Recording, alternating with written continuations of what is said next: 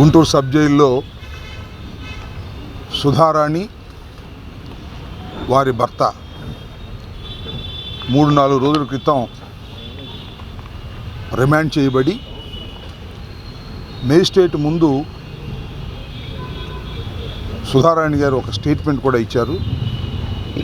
మమ్మల్ని illegal custody చేశారని, ఎప్పుడో 4-5 రోజుల క్రితం అరెస్ట్ చేసి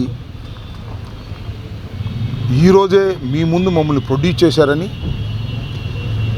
అది ఇల్లీగల్ కస్టడీ అని, ఆ ఇల్లీగల్ కస్టడీలో నన్ను నా భర్తని కూడా కొట్టారని, మ్యాన్ హ్యాండిల్ చేశారని, దెబ్బలు కూడా మ్యాజిస్ట్రేట్ గారికి చూపిస్తే మ్యాజిస్ట్రేట్ గారు దాన్ని రికార్డ్ చేసి గవర్నమెంట్ హాస్పిటల్కి ఎగ్జామినేషన్కి పంపి తరువాత రిమాండ్ చేశారు. వాళ్ళిద్దరూ కూడా భార్యాభర్తలు చాలా యాక్టివ్ సోషల్ మీడియా కార్యకర్తలు వైఎస్ఆర్ కాంగ్రెస్ పార్టీకి. ఈ ప్రభుత్వం వచ్చిన తర్వాత తెలంగాణ వెళ్ళిపోయి నివసిస్తుంటే వారిని కావాలని పట్టుకొచ్చి వేధించే కార్యక్రమం చేస్తున్నారనేటువంటి ఉద్దేశంతో నిన్న జైల్లో ఉన్నప్పుడు చిలకూరుపేట మాజీ శాసనసభ్యురాలు, మాజీ మంత్రి గారు రజనీ గారు వచ్చి పరామర్శించి వెళ్ళారు. ఈరోజు మేమందరం, మేయర్ గారు, నేను, అప్పిరెడ్డి గారు, అలాగే పేర్ని నాని గారు, ఇంకా తదితర మిత్రులు అందరం వెళ్ళి మళ్ళా పరామర్శించి వాస్తవాలు తెలుసుకుందామనే ఉద్దేశంతో మేము ఇక్కడికి పర్మిషన్ పెట్టుకుని ఇక్కడికి రావడం జరిగింది. చిత్రం ఏంటంటే, మేము ఇక్కడికి వచ్చేటప్పుడు వాళ్ళిద్దరు లేరు.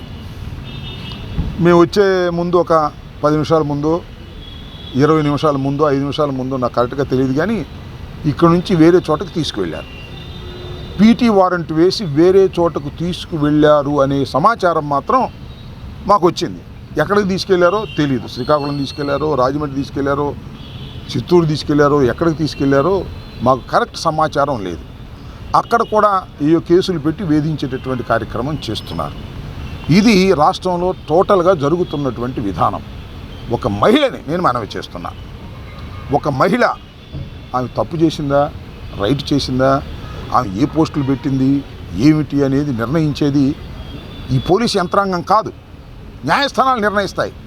పోలీస్ యంత్రాంగం చేయాల్సింది ఏమిటంటే, ఒక అభియోగం వచ్చినప్పుడు ఆ అభియోగాన్ని పరిశీలించి విచారణ చేసి దానిలో సాక్ష్యాధారాలు కరెక్ట్గా ఉన్నాయని వారు భావిస్తే, ఇన్వెస్టిగేషన్లో తేలితే కోర్టులో ప్రొడ్యూస్ చేయాలి. అంతే, దట్స్ ఆల్. వితిన్ 24 అవర్స్లో కోర్టులో ప్రొడ్యూస్ చేయాలి.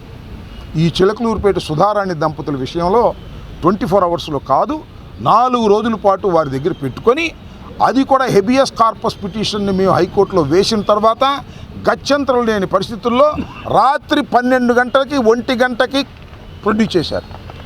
విన్నారా? పబ్లిక్ కోర్టులో కాదు, రాత్రి 12-1 గంటలకి ప్రొడ్యూస్ చేశారు. అప్పుడు మ్యాజిస్ట్రేట్ గారు రికార్డ్ చేసుకున్నారు. చిత్రం జరుగుతూ ఉన్నది వాళ్ళ రాష్ట్రంలో.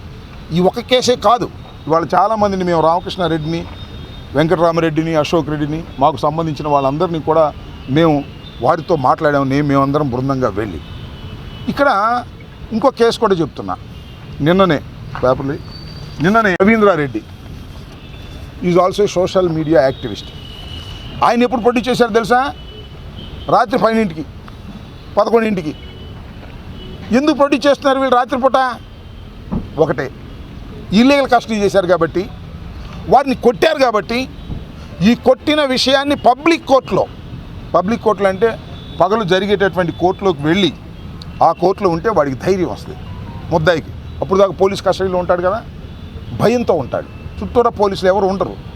పబ్లిక్లోకి వచ్చిన తర్వాత అమ్మ ధైర్యం వచ్చిందిరా, నేను ఇక వాస్తవం చెప్పొచ్చు అని వాస్తవం చెబుతారనే భయంతో రాత్రిపూట 12 గంటలు ఇంటికి వెళ్ళి, మ్యాజిస్ట్రేట్ గారు ఇంటికి వెళ్ళి అక్కడ ప్రొడ్యూస్ చేస్తే ఎవరు ఉండరు కదా, పోలీసులు ఉంటారు, మ్యాజిస్ట్రేట్ గారు ఉంటారు, ఎవరు పబ్లిక్ ఉంటారు కదా, పబ్లిక్ కోర్టు కాదు కాబట్టి.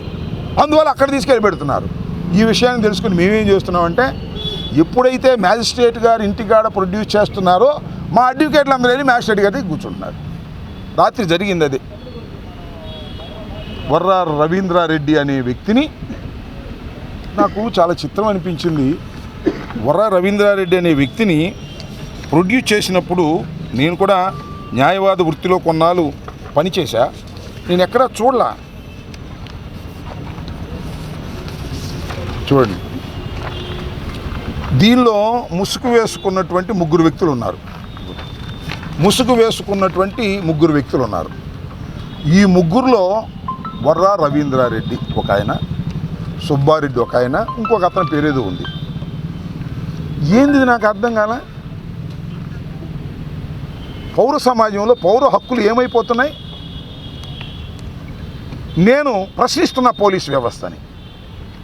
ఆ డీజీపీ గారు, డీజీ గారు, ఐజీ ఆయన పేరేంటి, కోయా ప్రవీణ్ గారు, ఆయన ఏమండి ఇలా ధర్మమేనా ఇది? వాళ్ళు ఎవరు? వాళ్ళు ముద్దాయిలు, ఎక్యూజ్డ్ అంటే ఏంటి? నేరారోపణ చెయ్యబడిన వాడు మాత్రమే. నేరం రుజువైనటువంటి కన్విక్ట్ కాదు. నేరారోపణ చేయబడిన వాడు కోర్టులోకి వెళ్ళి సాక్ష్యాధారాలన్నీ నిరూపణ అయిన తర్వాత కన్విక్ట్ చేస్తారు, అప్పుడు కన్విక్షన్. ఈ వర్రా రవీంద్రారెడ్డితో పాటు ఇద్దరిని రాత్రి ప్రొడ్యూస్ చేస్తే సేమ్ టు సేమ్ మన చిలకూరుపేట కేసులాగానే వర్రా రవీంద్రారెడ్డి మ్యాజిస్ట్రేట్ గారికి రిపోర్ట్ చేశాడు. మొత్తం టోటల్గా నన్ను ఇల్లీగల్గా కస్టడీలోకి తీసుకున్నారు, నన్ను 5వ తారీఖున ఒకసారి కస్టడీలోకి తీసుకొని అక్కడ 41 నోటీస్ ఇచ్చి పంపించేశారు. నేను వెళ్ళిపోయాను. మళ్ళా 6వ తారీఖునో 7వ తారీఖునో ఏం చెప్పాడు, ఇంకా దాంట్లో స్టేట్మెంట్ రాలేదు. మళ్ళీ అర్ధరాత్రి లేపుకొచ్చారు. 4 రోజుల నుంచి తిప్పుతున్నారు, కొడుతున్నారు, విచ్చలవిడిగా కొట్టారు. మళ్ళీ తీసుకొచ్చి అర్ధరాత్రి ప్రొడ్యూస్ చేశారు. ఏబిఎస్ కార్పస్ వేసాం కదా హైకోర్టులో, ఏబిఎస్ కార్పస్ పెండింగ్లో ఉంది కాబట్టి ఎక్కడైనా ఉంటే వాళ్ళని ప్రొడ్యూస్ చేయమంటే తీసుకొచ్చి ప్రొడ్యూస్ చేశారు. ఎప్పుడు ప్రొడ్యూస్ చేశారు? చిలకలూరిపేటలో ఉన్నటువంటి ముద్దాయిలుగా చెప్పబడుతున్న సుధారాణి దంపతుల్ని ఏ విధంగా ప్రొడ్యూస్ చేశారో రాత్రి 12 గంటలకి మళ్ళీ వీళ్ళు రాత్రి 11:30కి ప్రొడ్యూస్ చేశారు. అరెస్ట్ మాత్రం అంతకుముందు రాత్రి 11:30కు చూపించారు, కన్వీనియంట్గా 24 అవర్స్లో పెట్టాలి కాబట్టి. దీన్ని బట్టి అర్థమవుతుంది ఏంటంటే, లాజిక్గా ఆలోచించండి. పెద్దలు, న్యాయ నిపుణులు, న్యాయవాదులు, న్యాయమూర్తులు ఆలోచించమని మనం చేస్తున్నాం. పబ్లిక్ కోర్టులో కాకోకుండా ఇంటి దగ్గరకు తీసుకొచ్చి అర్ధరాత్రి పూట ప్రొడ్యూస్ చేస్తున్నారు అంటే ఖచ్చితంగా వారిని హెరాస్ చేసి, కొట్టి, తిట్టి, బెదిరించి వారి పేరు చెప్పు, వీళ్ళ పేరు చెప్పు. అతను చెప్పాడు క్లియర్గా, వర్రా రవీంద్ర అనే అతను అవినాష్ పేరు చెప్పు, మరి ఇంకెవరిదో ఇంకొక ఆయన పేరు చెప్పు అని బెదిరించారా? భార్గవ్ పేరు చెప్పు అని బెదిరించారంట. బెదిరించకపోయినా బెదిరించినా ఆ రాసుకుని సంతకం పెట్టమంటున్నారు. ఏమిటి అన్యాయం ఉంటుంది? ఇది ప్రజాస్వామ్య దేశమేనా? పోలీసులు ఈ విధంగా వ్యవహరించవచ్చా? నాకు ఇంకోటి ఆశ్చర్యం వేసిందంటే, నేను మనం చూసినప్పుడు నిన్నే చూసా, కోయా ప్రవీణ్ అనే ఐపీఎస్ ఆఫీసర్, ఆయన సీనియర్ ఐపీఎస్ ఆఫీసర్ అనుకుంటాను.